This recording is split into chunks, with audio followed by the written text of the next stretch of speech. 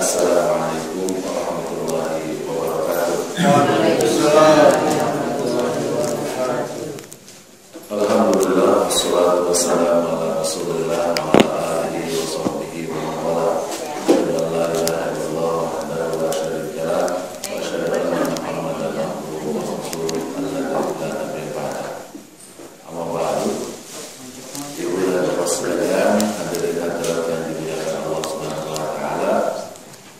Puji dan syukur marilah kita panjatkan kehadirat Allah taala atas nikmat karunia dan nikmat yang tiada terkira. Betul. Karena Allah itu Maha Pengasih, Maha Penyayang. Setelah menciptakan kita nih sebagai manusia, Allah juga siapkan buat kita rezekinya. Ya, jadi nggak ada yang hidup di dunia ini merasa bahagia, senang, kecuali semuanya diberi sama siapa? Diberi sama siapa, Bu? Allah Subhanahu wa ta'ala. Oleh karena itu kita kudu nyembah Allah satu-satunya Tuhan di alam semesta ini. Kita harapkan rahmatnya, juga kita harapkan ridhonya. Jadi sekali lagi, segala puji dan syukur kita aturkan kepada siapa? Allah Subhanahu wa ta'ala.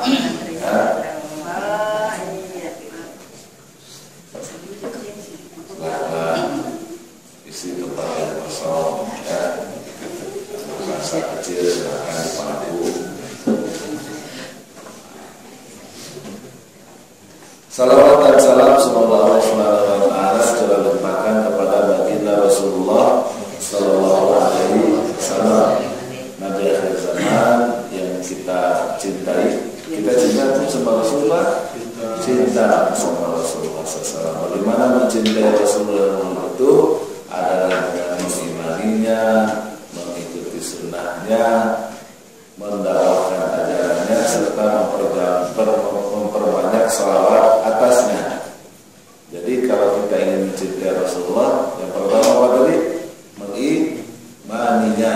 Kedua, mengikuti sunnahnya. Ketiga, mendakwahkan ajarannya. Keempat, memperbanyak salawat atasnya. Semoga Allah bimbing dan berikan hidayah kepada kita untuk benar-benar mencintai Rasulullah. Amin dong. Amin. Aduh, susah masih ngantuk kok kelihatannya. Ini bapak-bapak pada panas sedikit, pada sportnya.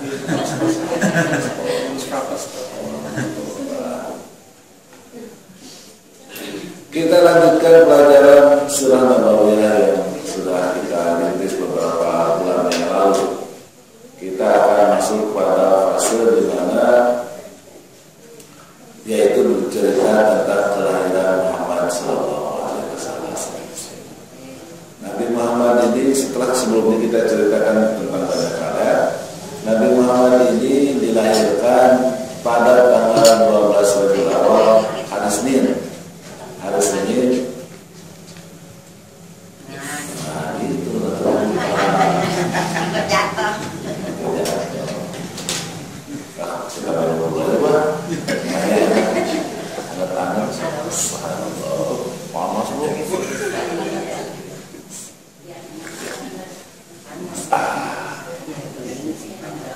Mantap. Kayaknya ini berkhasiat, ada ramuan-ramuan.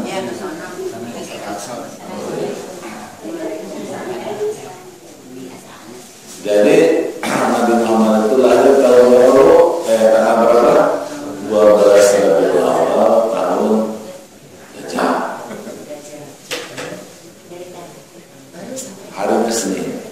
Kenapa disebut tahun Gajah? Karena bertepatan di tahun di mana Rasulullah ini ada peristiwa besar, yaitu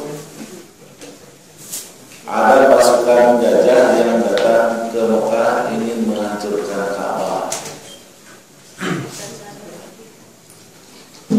Siapa pasukan gajah itu? Ternyata pasukan gajah itu adalah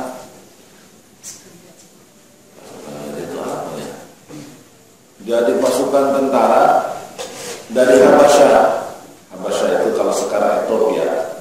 Dari Ethiopia yang diminta oleh orang-orang Nasrani Najran, orang Nasrani Yaman. Najran itu di daerah Yaman, diminta bantuannya untuk menyerbu Mekah.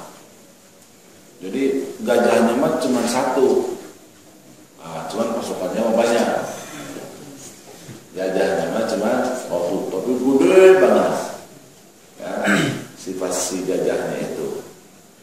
Apa yang menjadi pasal orang Najran ini marah dan tidak suka sama orang Quraisy? Sekali lagi, Najran ini wilayah jajahan Habasyah, karena Ethiopia ini kerajaan Nasrani. Ya, dia kerajaan Nasrani yang kemudian memperluas kekuasaannya sampai dengan Yaman. Luar biasa, orang hitam aja dulu bisa berkuasa di Yaman. Ya, tahu ibu Yaman di mana?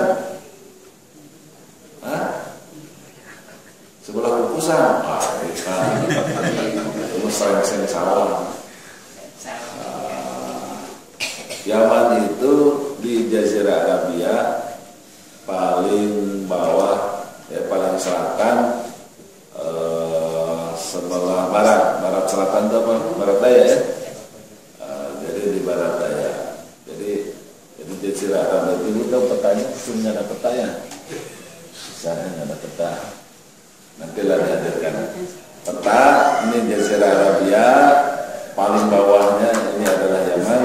Sebelah sininya benua Afrika, dan paling berseberangan dengan Yaman itu adalah Habasyah, Ethiopia. Walaupun sebetulnya paling berdekatan banget itu Eritrea kalau nggak salah. Sebelahnya Eritrea itu adalah Ethiopia, ada sebawah. Dulu juga Eritrea di bawah Habasyah. Ya. Nah, jadi itu diseberangin. Nggak tahu tuh dulu bagaimana tuh nyeberangin gajah. Apa harus suruh berenang itu lewat laut? Apa naik kapal, saya juga nggak tahu. Ya. Atau dia sebetulnya berenang tapi dikasih galon kayak diiketin galon tuh, galon pasar biar ramah. Ya. Tapi yang jelas bisa lah, nggak tahu dulu tuh bisa berangkat dan diseberangkan. Nah, setelah seberang, mereka melakukan misi penghancuran Mekah. Kenapa Mekah ini mesti dihancurin? Gara-garanya penguasa Najran iri hati dengan Ka'bah.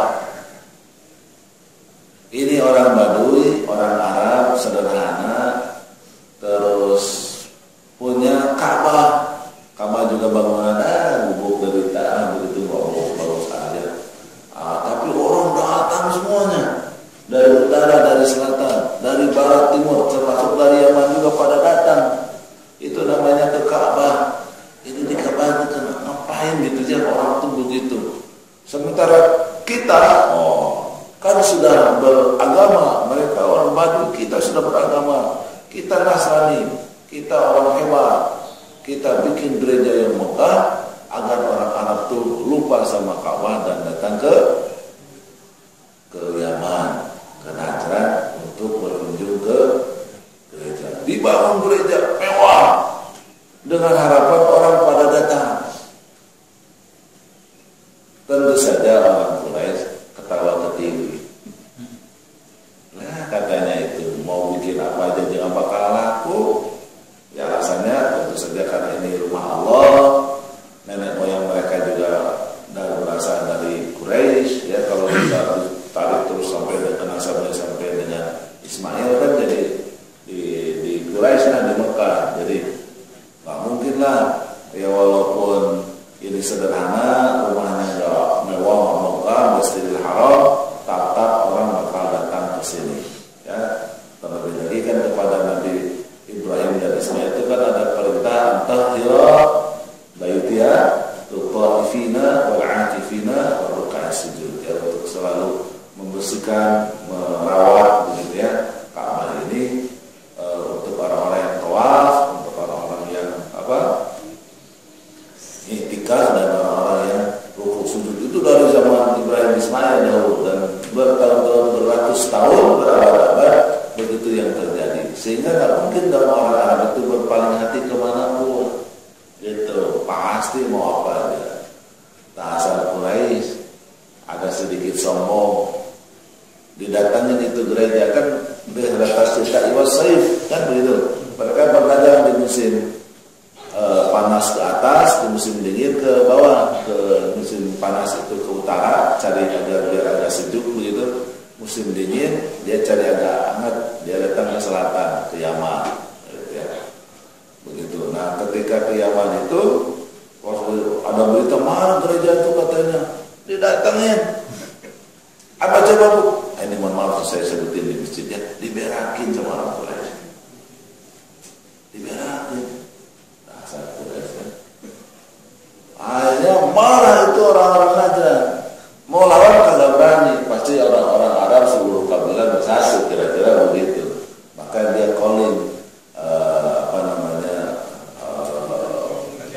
kerajaan Habasyah. Dikirimlah dari sana satu gajah besar plus dengan pasukannya yang gagah, yang keren. Datanglah kemudian ke Yaman, dari Yaman baru berangkat mereka menuju Mekah, dipimpin oleh panglima bernama Abraham. Itu ceritanya. Bahkan saja ke Mekah. Tapi sampai Hudaybiyah kira-kira bukan Hudaybiyah salah atau salah satu tempat lah ya. Itu Hudaybiyah itu yang namanya unta apa? Si gajah mogok, nggak mau. Wah, ada apa di situ? Ya. Ternyata juga dulu Quswa, berikutnya nanti Quswa unta baginda Rasulullah SAW pun juga di situ mogok, nggak mau maju. Jadi ini atau binatang udah lewat situ kadang-kadang agak segan walau alam. Tapi karena mogok langsung saja mereka melakukan camping ya di situ, base camp, bikin base camp pasukan di situ. Kemudian memberitahu kepada orang Quraisy akan kehadirannya. Bagaimana orang Quraisy ketika tahu bahwa Ka'bah mau dihancurin? Tegang? Nah, bagi mereka yakin Baitullah ini punyanya Allah. Jadi nggak usah dijagain. Apa ini jagain kan yang punyanya juga Allah. Nah, apakah mereka menyingkir?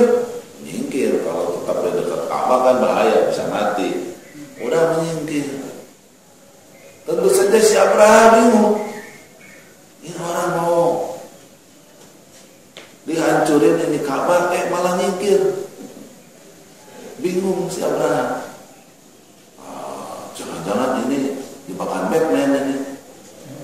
Kalau ini kita coba lihat. Maka pasukannya diperintahkan untuk kemudian mengganggu orang-orang Quraisy, termasuk menyandera unta-unta orang Quraisy.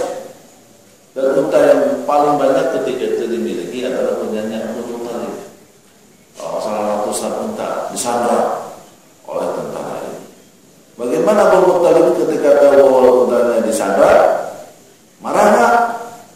Marah. Kenapa? Karena itu unta punya dia.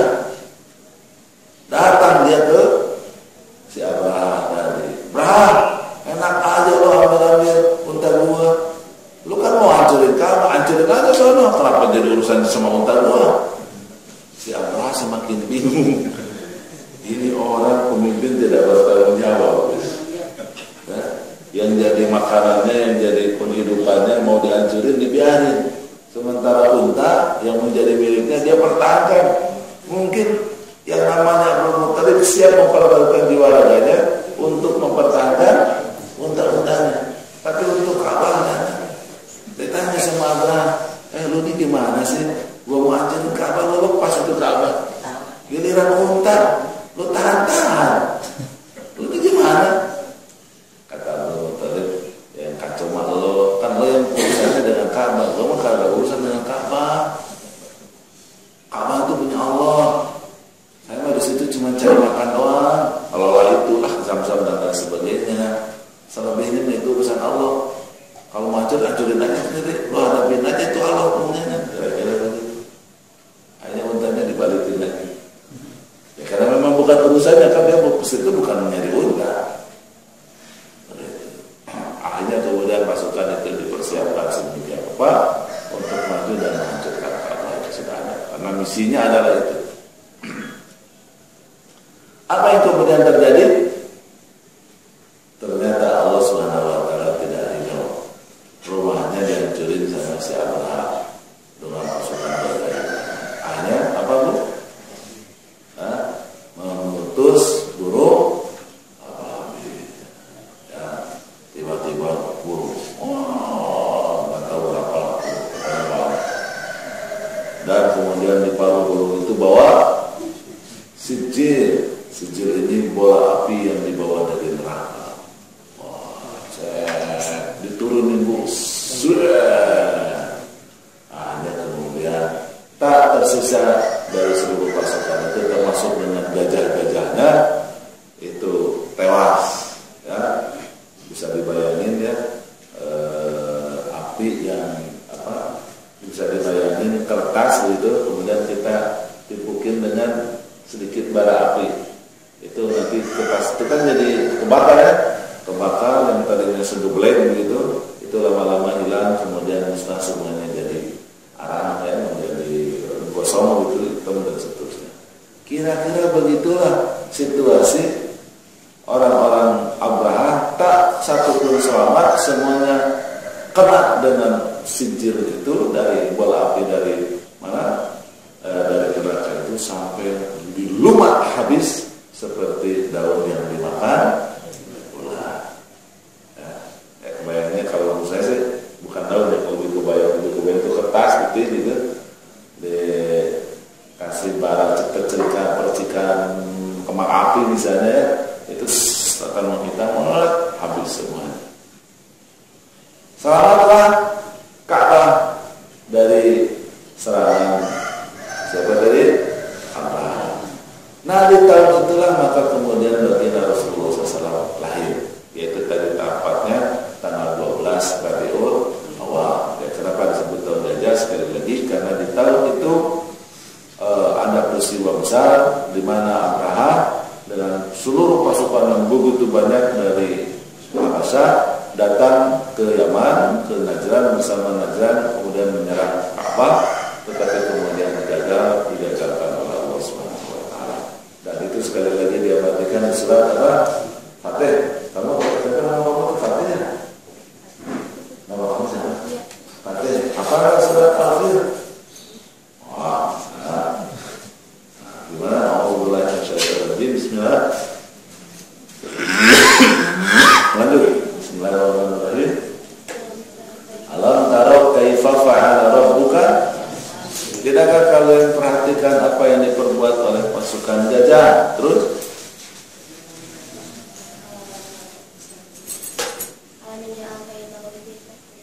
apa artinya? Tidakkah kamu perhatikan bagaimana kemudian Allah hancur leburkan seluruh tipu daya mereka? Terus ayo katanya.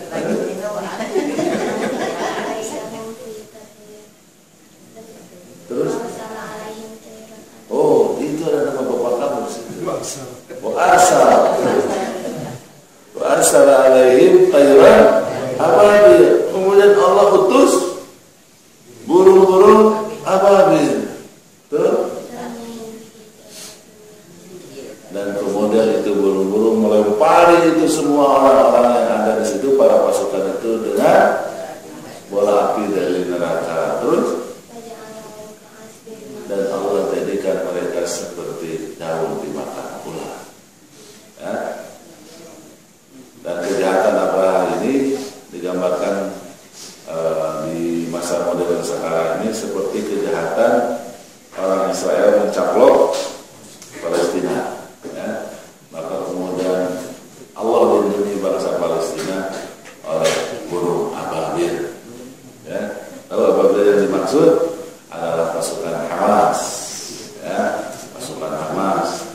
Tidak dinyana nanti begitu, nanti tidak ada apa-apa, tiba-tiba dia kemudian punya ketepel, punya pisau, bom syahid, ya, sampai kemudian hanya mereka punya peluru, punya rudal, dan kemudian kami dijaratin sipil itu tahun 2009, 2008, 2012, 2014 operasi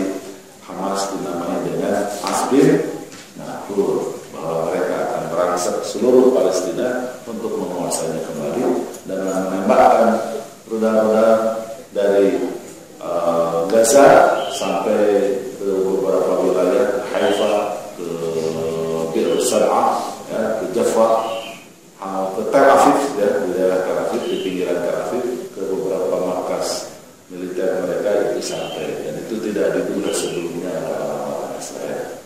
Dan sebentar lagi, ya, mereka akan membebaskan Palestina, insya Allah. Kalau itu Syekh Ahmad Yasin, mereka ingin membebaskan Palestina di tahun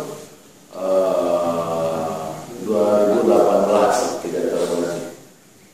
Tidak tahu, menurut Dinas Syekh Ahmad Yasin, karena menurut beliau ada dalilnya, itu adalah 70 tahun setelah dideklarasikan. Kan dideklarasikannya tahun berapa? Tahun 48, jadi 2018. Dr. Umar Sulaiman Al-Asqar, ahli akidah, ya, dia profesor akidah, ajar di Universitas Aman di Yordania. Dia berkeyakinan bahwa kira-kira Masjidil Aqsa ini akan terbebaskan kira-kira di tahun 2024. Ya, bertepatan dengan 100 tahunnya lepasnya khilafah Turki Utsmani, ya. Dan beberapa ulama yang lain juga menghitung di angka 2000, paling lambat itu katanya 2030. Kalau 2030 kan kita keumuran, ya saya dibawa sama rombongan umrohnya Pak Aslam ke Masjidil Aqsa, karena selama ada saya ke Israel, saya sudah ditawari berkali-kali dilakukan, saya tolak, ya, karena saya tidak ridho di paspor saya dicap dengan negara imigrasi Israel. Nah, inilah yang kemudian istilah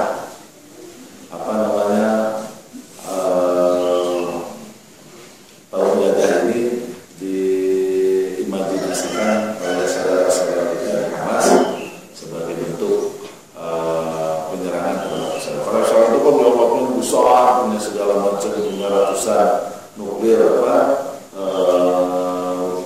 rudal balistik yang berledak nuklir. Tetapi mereka tidak takut karena mereka yakin tidak akan ada yang dilemparkan oleh mereka kecuali yang melemparnya siapa? Allahumma ramaita itu ramaita, Allahumma ramaita itu ramaita, walakin Allah rama.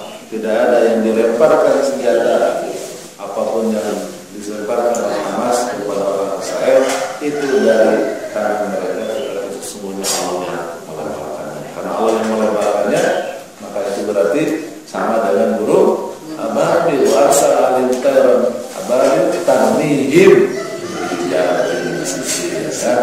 mereka melemparkan batu-batu dari neraka. Ya, semoga Allah menegakkan kemenangan bangsa Palestina yang merupakan kemenangan kita kaum muslimin di seluruh dunia. Karena bila Palestina bisa direbut kembali dari Yahudi, maka dipastikan Islam akan berjaya di muka bumi. Karena hadis yang sahih menyebutkan barang siapa yang berkuasa di Palestina, dia akan kuasai dunia. Sebagaimana terbukti Israel berkuasa di sana, maka seluruh tanah Israel ada di seluruh dunia. Sekarang subuh kalau ngomong Israel semua. Nah, balik lagi. Rasulullah tanggal berapa itu? 12 Rabiul Awal tahun gajah. Kita sudah tahu apa yang disebut dengan tahun gajah. Siapakah ibunya? Ibunya itu Aminah, ya. Aminah itu sama persis samanya dengan ibunya Salimah. Salimah itu namanya itu juga Aminah, ya. Aminah Dahlan kalau bisa, ya. Nah, Aminah ini menikah dengan Abdullah. Kemudian kemudian Aminah ini hamil, Abdullahnya wafat. Abdullahnya wafat, dan kemudian Rasulullah lahir dalam kondisi yatim. Ya. Sebagaimana tradisi Arab ketika itu, maka kemudian Nabi Muhammad disusui. Ya, disusui. Tapi disusuinya bukan sama sapi atau sama Denko dan SBN, ya. Tapi kepada wanita yang sedang menyusui lagi. Siapa yang menyusuinya? Halimah Sa'diyah. Kenapa ini Halimah Sa'diyah kok jadi menyusui Muhammad SAW? Ceritanya begini. Menjadi tradisi di Bani Sa'ad, ya, menjadi tradisi di Bani Sa'ad, di musim-musim tertentu mereka berbondong-bondong datang ke Mekah. Bani Sa'ad ini wilayahnya tidak jauh dari Mekah. Dia termasuk stasiun lainnya Mekah, Depoknya Jakarta kira-kira gitu ya. Tapi memang kampung, masih lembur lah gitu ya, masih kampung, masih kampung.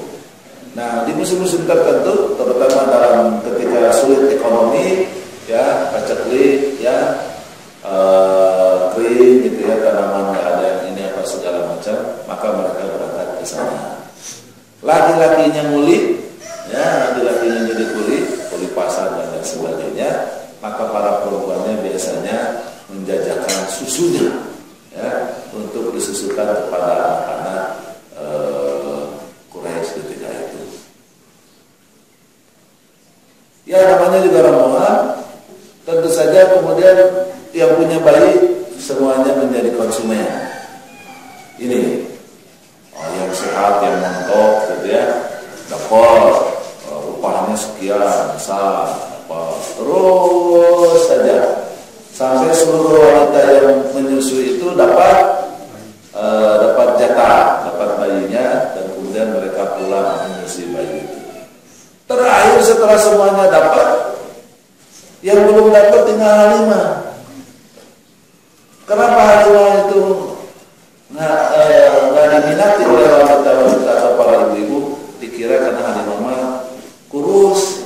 Nanti kalau disusuin nanti habis ya, dia nyusuin anaknya terus nyusuin majikannya, kan anak majikannya, nanti kemudian habis. Jadi ini mah nggak prospektif, gitu.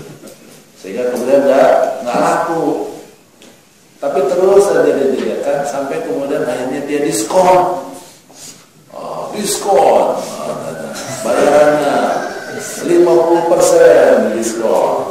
Setelah diskon baru kemudian dia ketemu dengan Aminah. Tertarik Aminah? Tertarik. Kenapa? Murah. Murah. Ya kan dia nunggu aja. Aminah tuh dari awal juga pengen, cuman mahal semuanya biayanya, dia nggak punya duit kan? Dia anak yatim ini, nggak ada bapaknya kan? Jadi uang dananya terbatas. Hanya dapatlah Halimah yang terakhir udah kurus gitu ya. Tapi kelihatannya orangnya baik lah, nggak apa-apa. Dibawalah kemudian Nabi Muhammad ke mana?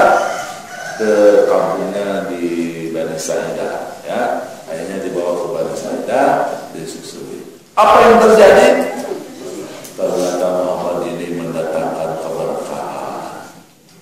Kurus, tapi air susunya banyak. Sehingga bukan saja Muhammad, tetapi anaknya Halimah juga kenyang. Jadi sama kenyang, semua kenyang. Allah berikan itu. Dan kemudian beliau Halimah merasakan sesuatu ketika menyusui Muhammad SAW. Perasaan itu menjadi bahagia, senang, sehat, nggak ada sakit, nggak ada apa. Tidak sampai di situ keberkahan itu. Tiba-tiba kampung Bani Sa'idah itu menjadi berubah. Yang udah kering, nggak ada air, tiba-tiba turun hujan. Tiba-tiba pertanian tumbuh, subur. Itu yang namanya kambing-kambing yang kerempeng. Itu tiba-tiba banyak makanannya sehingga mereka jadi sehat-sehat, susunya banyak. Yang kambing-kambing itu terjadi perubahan yang dahsyat. Dan ini tentu menunjukkan bahwa bayi yang disusui ini bukan sembarang bayi, tetapi dia adalah Khalilullah. Dia adalah kekasih Allah, sehingga Allah amankan sejak dalam buaya para penyusunya, yaitu Halimah Sa'diyah ini. Begitu kira-kira ceritanya. Sampai selesai penyusuan itu 2 tahun. Kalau selesai 2 tahun kan diserahin lagi sama ibunya. Tapi Halimah ini udah kalau cinta sama Muhammad ini. dia minta extend, ya, bisa perpanjangan, ya. Minta extra time, minta perpanjangan, nggak apa-apa, kagak dibayar juga. Orang kemudian berkah, ya. Tanah jadi subur, pertanian ada, semuanya dia juga gratis, boleh. Kan sebelumnya di sekolah, ini mas sekarang minta diperpanjang gratis. Ya, ibunya juga gimana ya, mau diurus sama dia juga serba terbatas begitu. Akhirnya ya daripada ya udah nggak apa-apa deh kalau situ dibawa. Oh, gembira banget dibawa itu bayi Muhammad yang sudah usia 2 tahun kepada sadar. Dilatihnya, diajarin bahasa, diajarin ngomong, kan namanya juga 2 tahun kan, diajarin ngomong segala macam itu. Sampai usia 4 tahun. Nah, menjelang 4 tahun ini, ya namanya bocah, ya 4 tahun sebagaimana anak-anak kita juga main di sini. Sama siapa? Sama saudara susunya, kakak saudara susunya, atau yang barang-barang dimenyusui bersama beliau. Ya, kan ada yang seumuran. Main-main sana semua. Jadi sampai kemudian bermainnya di mereka tanpa pengawasan orang tua di sudut kampung, di pinggir kampung. Ketika main-main itu tiba-tiba datanglah 2 orang, laki-laki gagah pun kita gagah perkasa, ya, ganteng, lebih ganteng daripada Paisan. Jadi lebih ganteng banget. 2 orang, satu bawa piala dari emas berisi air zam-zam. Ini 2 orang mendekati baginda Rasul dan merangkulnya, membukakan baju bagian atasnya dan membelah dadanya, diambil jantungnya, kemudian dicuci di piala yang berisi air zam-zam itu, kemudian dimasukkan lagi jantungnya ke dalam hatinya. Yang melihat tadi siapa, Bu? Bocah-bocah. Wah, dibelah dadanya. Mereka ketakutan. Mereka lari terbirit-birit meninggalin Muhammad yang sedang dibelah dadanya itu oleh 2 orang tadi, yang ternyata mereka adalah Jibril dan asistennya. Ya, Jibril sama asistennya ketika itu. Kemudian akhirnya lari, bocah 4-5 tahun, terengah-engah. Itu Muhammad katanya. Ada yang pokoknya itu kasihan banget Muhammad. Namanya bocah kan. Hari bus kata orang Jawa Barat. Pokoknya Muhammad itu ribut. Ibunya bingung si Halimah nih. Ada apa? Pokoknya ada orang tuh katanya belah dadanya. Aku lari dengan penuh rasa cemas. Ditemukan Muhammad sudah tergeletak di padang pasir dengan pucat pasir, dan kemudian dibuka bajunya, ternyata ada bekas jahitannya. Ya, mungkin sudah canggih ya, jahitannya kayak staples mungkin, atau nggak tahu kalau di mana. Pokoknya di sini itu ada bekas, ada jahitannya. Takutlah Halimah dengan keselamatan Muhammad, dipeluknya dan segera minta sama suaminya diantar ke Mekah, mau dikembalikan. Takut ada apa-apa. Ustaz, itu cerita tuh benar apa enggak, kan gitu saya tadi pikiran Bapak Ibu ya. Benar cerita itu. Benar ya. Walaupun memang tidak ada saksi orang dewasa ketika itu. Karena saksi semuanya bocah, tapi lebih tua dari sini, lebih muda dari Fatih, Fatih muda gede ya. Masih bocah 5-6 tahun. Ya, jadi memang yang melihatnya bocah-bocah dilaporkan kepada Halimah. Halimah juga tidak melihat 2 orang itu sudah ada. Halimah hanya berdasarkan informasi dari sepermainan Muhammad, tetapi realita bahwa Muhammad ditemukan oleh Halimah dalam kondisi pingsan, pucat pasti, ya mungkin belum siuman anestesinya belum habis masa itu ya. Mungkin di anestesi dulu ya. Biusnya belum, morfinnya masih masih pusing, jadi dia masih pingsan. Dan kemudian ternyata ada bekas jahitannya, dan bekas jahitan itu diperlihatkan oleh baginda Rasul kepada para sahabat ya, ketika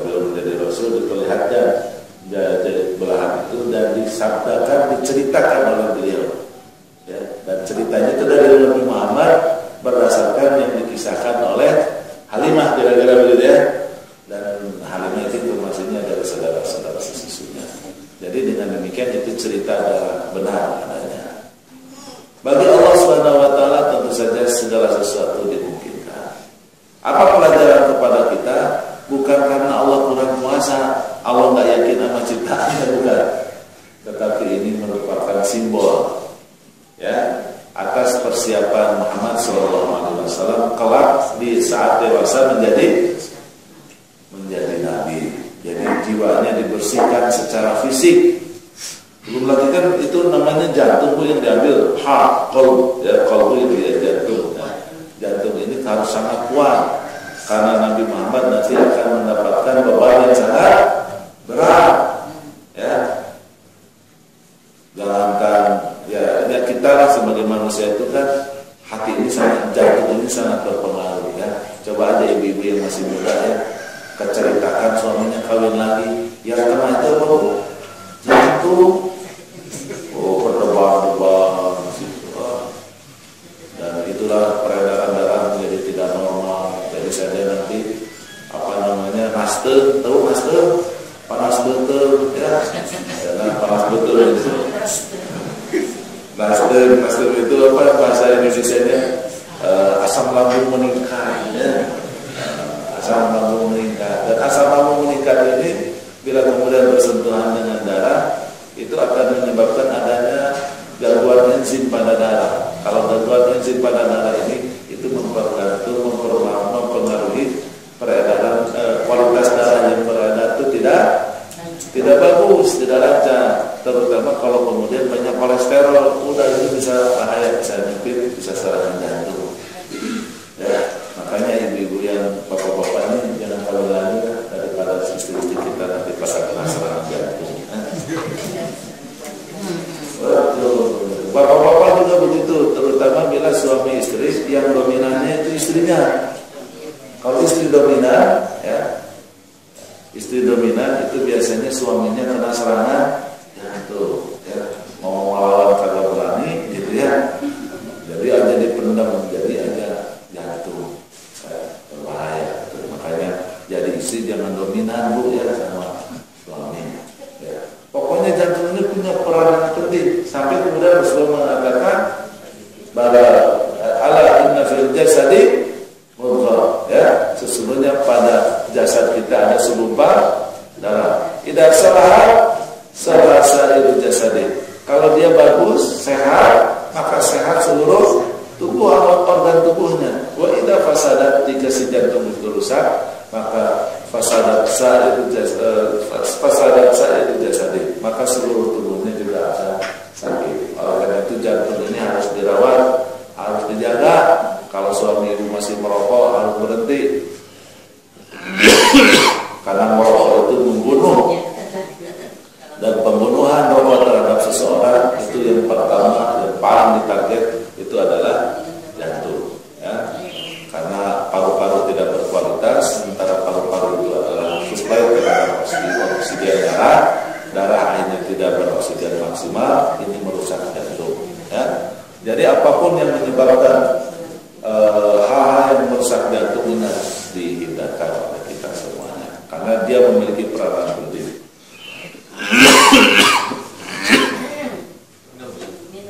Ya, ini udah 1 bulan setengah.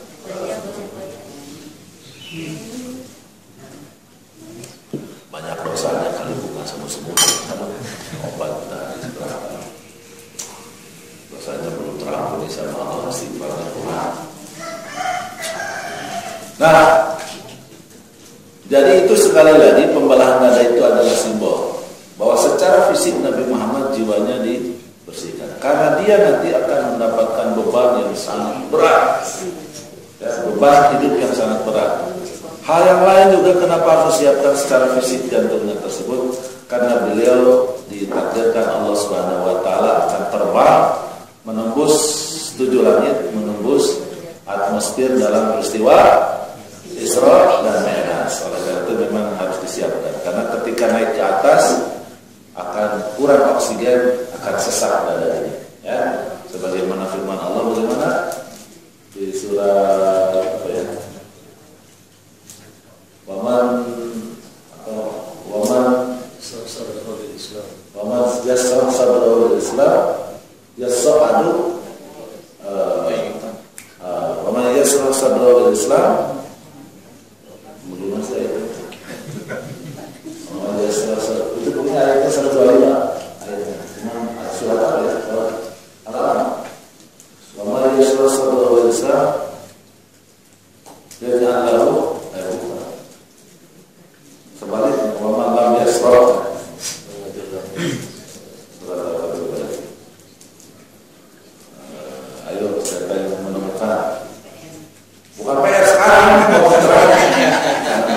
korbunya.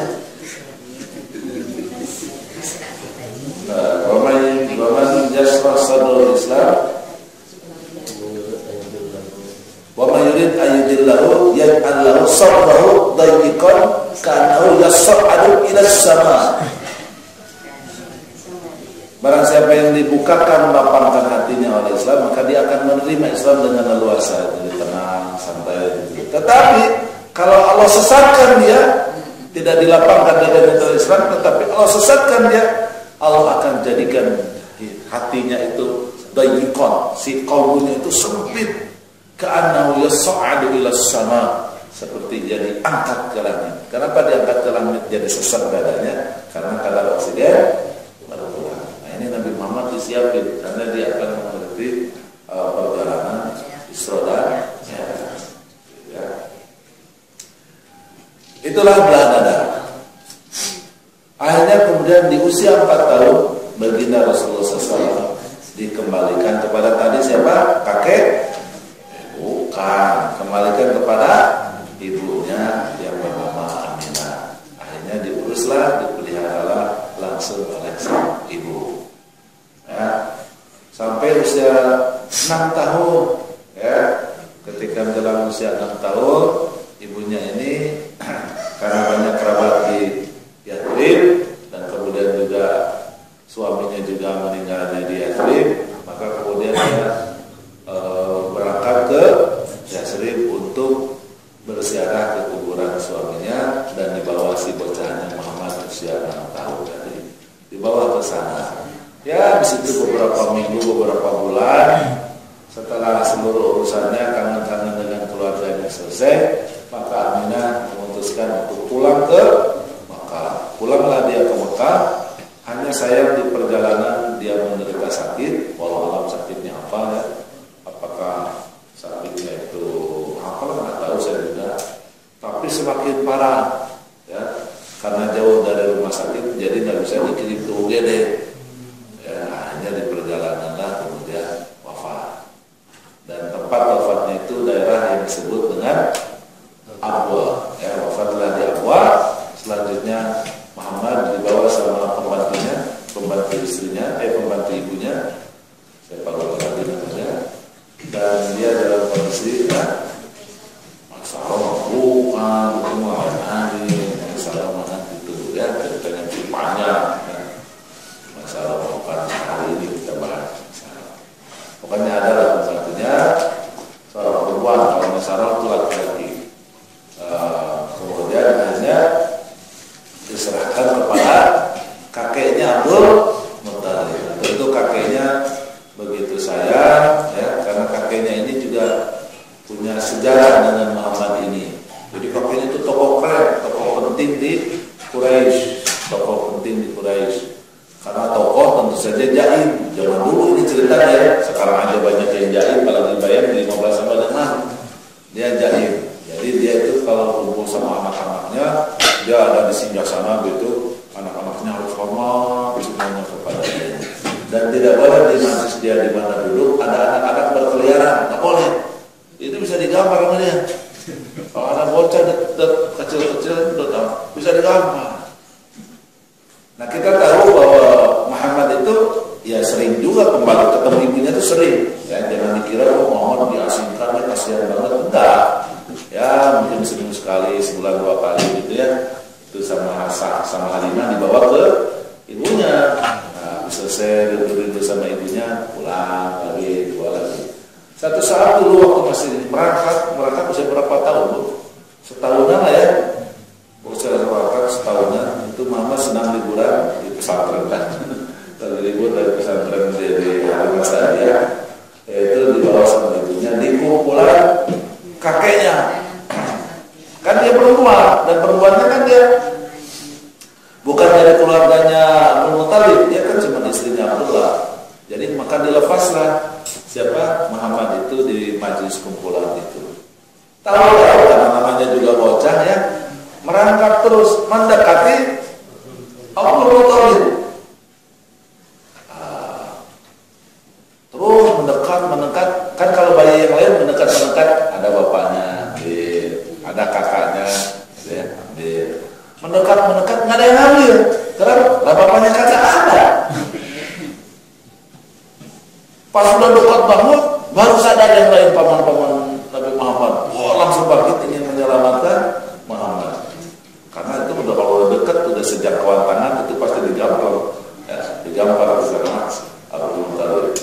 Tetapi ketika pamannya pada berdiri berebut mau menyelamatkan Muhammad, berkatalah Abdul Muttalib, "Da'hu fa inni ra'aitu fihi sya'na." Diambillah dan dipangkunya sehingga kasus itu berjalan dan Muhammad ada di pangkuan kakeknya. Itu pertama dalam sejarah bahwa Abdul Muttalib memperlakukan bocah sebegitu bagusnya, sebegitu manisnya. Da'hu fa inni ra'aitu fihi sya'na. Biarin, karena aku lihat padanya ada sesuatu. Jadi saat itu belakangan ini dari zaman Abdul Muttalib sudah bilang begitu.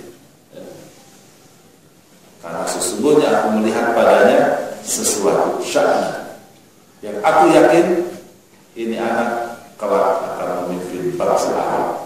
Begitu pernyataan Abdul Muttalib. Sehingga dia bermain di pangkuannya aman, tidak ada yang tidak diganggu, tidak dilempar dan sebagainya. Itulah Muhammad SAW yang kakeknya sejak dia kecil, sejak dia 1 tahun itu begitu mencintainya. Jadi akhirnya menjadi begitulah modelnya. Kalau ada kumpulan keluarga lagi, dia mencari siapa? Muhammad. Jadi terus saja Muhammad terus sudah dari awal itu sudah dekat dengan kakeknya. Jadi ketika 6 tahun dia pulang dari Madinah dalam kondisi yatim piatu karena ibunya wafat di awal, maka kemudian yang paling dekat sama beliau siapa? Kakeknya, nggak ada lagi. Karena dia dari sejak bayi itu yang namanya Abdul Muttalib itu begitu dekat dengan Muhammad, sehingga kemudian diasuhlah oleh kakeknya, kasih makan, kasih pakai dilatih. Namanya kakek kan banyak pengalaman ya, cerita.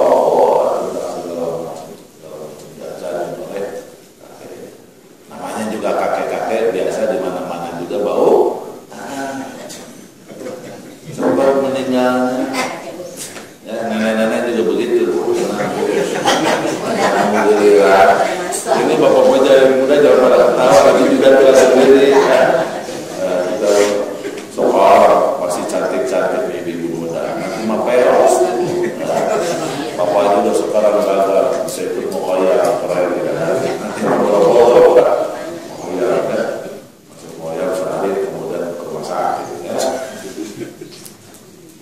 namanya kakek-kakek mau dekat, mau tanah. Hanya kuat mengurus baginda Rasul berapa tahun? 2. Mengurus Nabi Muhammad itu 2 tahun. Setelah 2 tahun diurus Nabi Muhammad, maka beliau wafat. Kasihan banget itu Nabi Muhammad ya. Ada yang menampungnya siapa? Yang menampungnya itu adalah Abu Talib. Kenapa Abu Talib? Kan pamannya banyak, tetapi kenapa yang mengasuh itu Abu Talib? Ini Abu Talib itu memang anak Abdul Muttalib, orang anak tokoh penting di Quraisy. Kalau yang lain, maju, bisnisnya apa segala macam, anak bapak, deking kan, mau ini jadi pengusaha apa segala macam. Kecuali Abu Talib. Abu Talib itu nggak tahu nasibnya itu. Jadi dia mah miskin, dagang rugi ini dagang itu sama, pokoknya mah rugi. Karena dia miskin, akhirnya dia banyak di mana? Di rumah. Maklum lah, banyak di rumah, anaknya juga jadi banyak. Sudah miskin, anak banyak. Segala kekurangan dicukupinnya dari mana? Ya balik lagi ke bapak kan, di mana-mana juga ya. Nah, kayak kita tuh kalau lebih susah kan ingatnya mertua, orang tua kan. Begitu juga Abu Talib. Sehingga dia memang sering nyambangin siapa? Kakeknya Abu Talib. Kalau nyambangin kakeknya pasti ketemu dengan Muhammad. Dan ayah ayahnya itu bersama Abu Talib. Sehingga kemudian ketika wafat otomatis yang menyambut siapa? Abu Talib. Ya, sehingga setelah kakeknya berpindah pengasuhan kepada Abu Talib.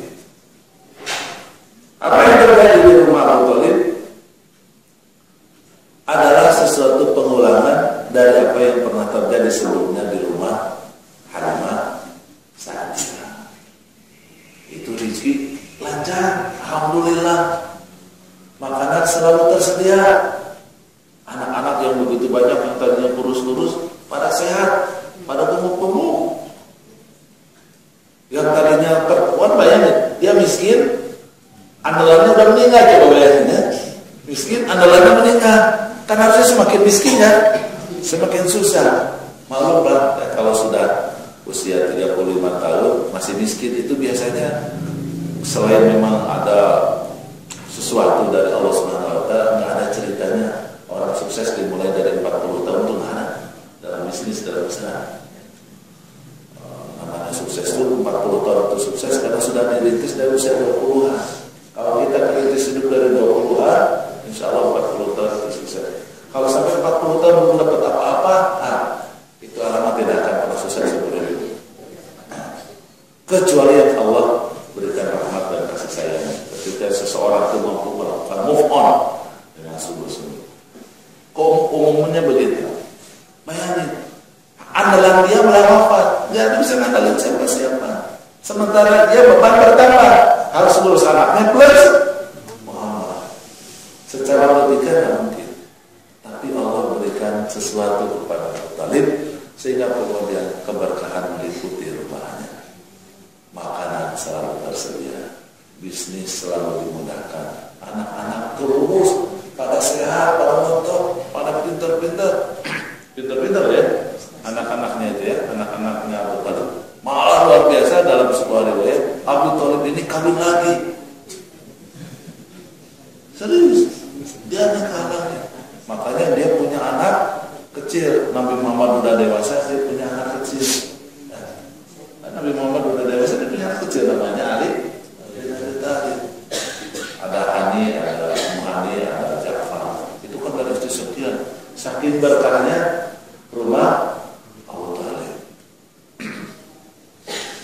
Tentu inilah yang menyebabkan kecintaan baginda Rasul kepada pamannya.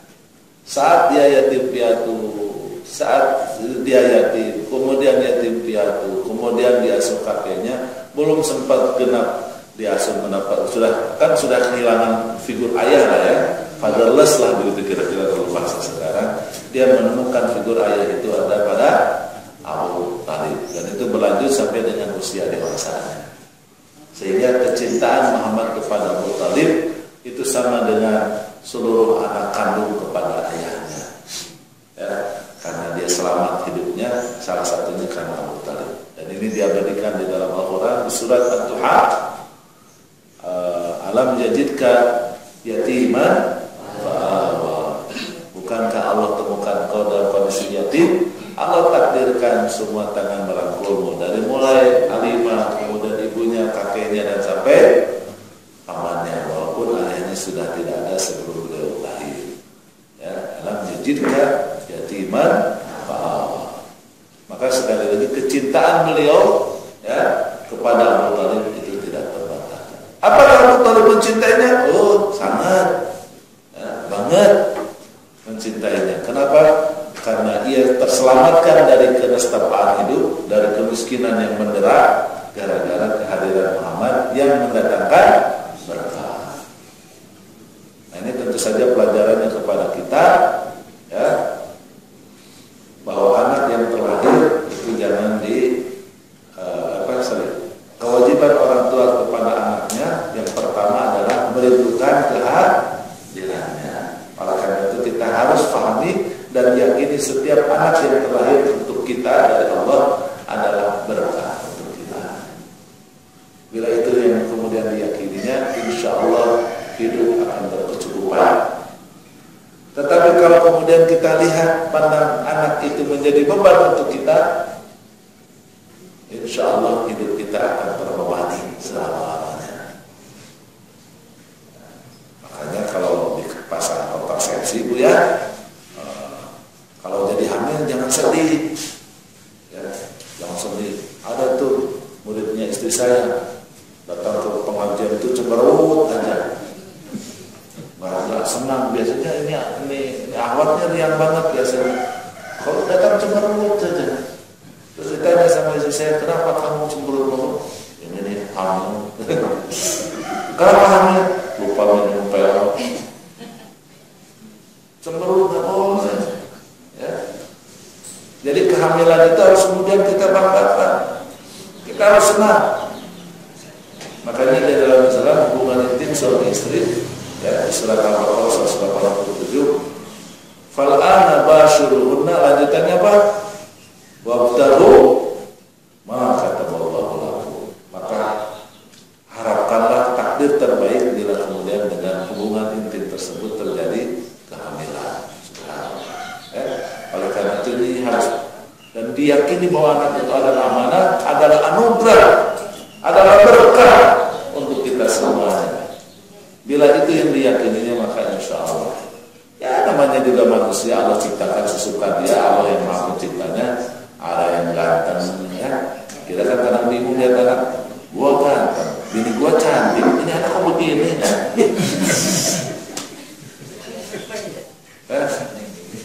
Tetap harus kita banggakan. Ya kan biasanya kalau kitanya ganteng, istri kita ganteng, ya kayak cantik, ya anaknya tuh cakep kan biasanya begitu. Tapi kadang-kadang ada resesi juga. Harus dibenahi.